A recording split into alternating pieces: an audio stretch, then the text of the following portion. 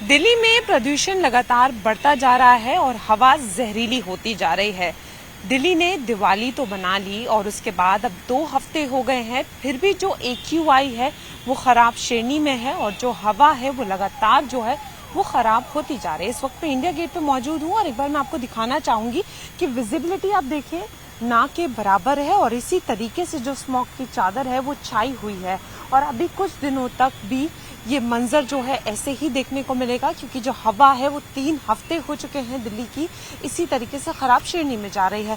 अब सवाल ये उठता है कि जब हवा खराब श्रेणी में थी तो अहम कदम भी उठाए गए थे, ग्रैब 2 भी लागू किया गया था, उसके बाद भी जो है दिल्ली गैस चैम्बर में क्यों तब्दील है? तो दिवाली से पहले ही AQI जो था वो खराब श्रेणी में था, 900 के करीब था और उसके बाद जब लोगों ने आतिशबाजी की तो उसके बाद जो AQI है वो काफी खराब श्रेणी में चला गया और अशोक विहार की बात करें जो 1450 तक जो AQI है वो पहुंच गया था, जो काफी गंभीर श्रेणी में आता है। और उसके बाद लगातार ये देखा जा रहा है कि जो AQI है वो लगातार गंभीर श्रेणी में, खराब श्रेणी में इस तरीके से दर्ज हो रहा है और अब ये माना जा रहा है कि कुछ हफ्तों तक इसी तरीके से AQI जो है वो रहेगा। दिल्ली में आज अगर बात करें तो 600 के पार भी AQI गया है और ये माना जा रहा है कि आने वाले वक्त में 1000 तक भी AQI जो है वो जा सकता है। ऐसे में लोगों को बहुत ज्यादा दिक्कतें हो रही हैं, सांस लेने में दिक्कत हो रही है, लोगों को स्किन एलर्जीज हो रही हैं। वहीं अगर हम और जगह की बात करें तो वहां पे भी इसी तरीके से जो है वो प्रदूषण परेशान कर रहा है। लेकिन अब बड़ा सवाल ये होता है कि लगातार प्रयास के बाद भी ये स्थिति क्यों बनी हुई है? हालांकि AQI कभी कभी जो है वो राहत भी दे रहा है, लेकिन इसी तरीके से लोगों को घुटन हो रही है और आज ये देखा जा रहा है कि दिसंबर जैसा कोहरा देखने को मिल रहा है। हालांकि कोहरा नहीं है, ये स्मॉग है और इसी तरीके से लोगों को दिक्कतें हो रही हैं। नोएडा का क्या हाल है, वहां किस तरीके से पोल्यूशन लोगों को परेशान कर रहा है? सीधा चलते हैं मेरे सहयोगी हिमांशु के पास। बिल्कुल फराज, जिस तरीके की तस्वीरें आज देखने को मिली है बेहद भयावह है और इस समय हम ग्रेटर नोएडा में मौजूद है। सबसे पहले आपको एयर क्वालिटी इंडेक्स बता देते हैं। दिल्ली का एयर क्वालिटी इंडेक्स 400 के करीब दर्ज किया गया है। नोएडा का एयर क्वालिटी इंडेक्स 312 के आसपास दर्ज किया गया है और साथ ही ग्रेटर नोएडा का एयर क्वालिटी इंडेक्स 350 के आसपास दर्ज किया गया है। मैं कैमरामैन से रिक्वेस्ट करूंगा सबसे पहले आपको तस्वीरें दिखाएं। आज की तस्वीरें बेहद भयावह हैं, जिस तरीके से प्रदूषण का ग्राफ एकाएक बढ़ा है और सुबह से पूरा शहर, ना सिर्फ नोएडा ग्रेटर नोएडा बल्कि दिल्ली NCR में गाजियाबाद तक जो शहर है वो एक सफ़ेद चादर से ढका हुआ है और सफ़ेद चादर की ढकने की वजह से आप देखेंगे कि धुंधलापन दिखाई दे रहा है, यानी विजिबिलिटी जिसकी हम बात करते हैं, विजिबिलिटी बेहद कम है।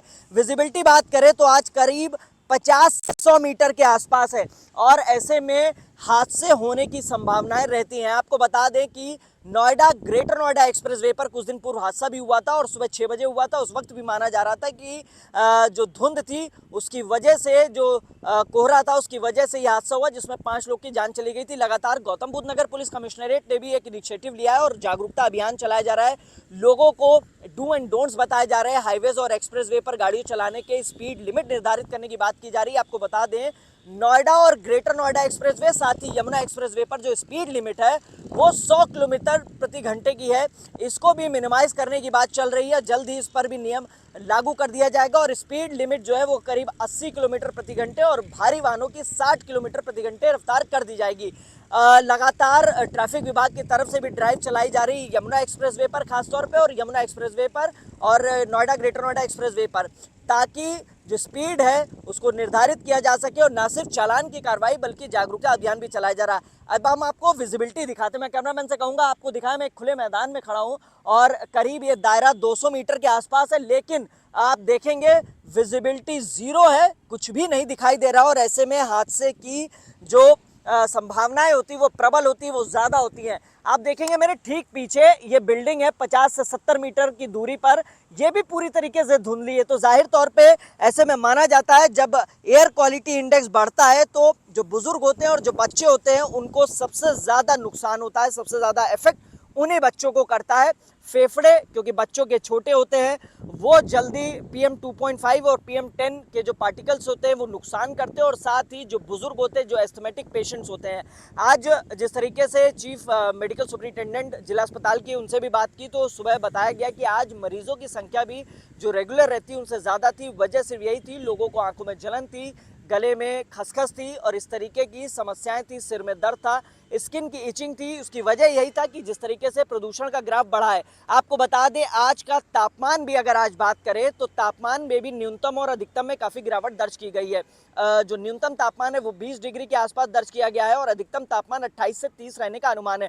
तो जाहिर तौर पे एक नहीं, डबल नहीं, ट्रिपल अटैक है। जिस तरीके से विजिबिलिटी कम है तो लगातार ये अपील जिला प्रशासन भी कर रहा है, ट्रैफिक विभाग भी कर रहा है और न्यूज़ 18 भी आपसे अपील करता है कि स्पीड नियंत्रण रखें, वाहन की स्पीड बहुत नहीं रखें। इसके अलावा जिस तरीके से पोल्यूशन का ग्राफ बढ़ रहा है तो जाहिर तौर पे पोल्यूशन के ग्राफ को देखते हुए बच्चे और बुजुर्ग अब सुबह के वक्त और शाम के वक्त खेलने से बचे या मास्क का इस्तेमाल करें। और साथ ही अब ठंड ने भी दस्तक दी है तो जाहिर तौर पे एक राहत भरी जो लाइफ है उसको लेने के लिए इन तमाम नियमों का पालन करो और ये एडवाइजरी भी जिला प्रशासन की तरफ से जल्दी लागू की जाएगी। कैमरामैन विपिन के साथ हिमांशु शुक्ला, न्यूज़ 18 नोएडा।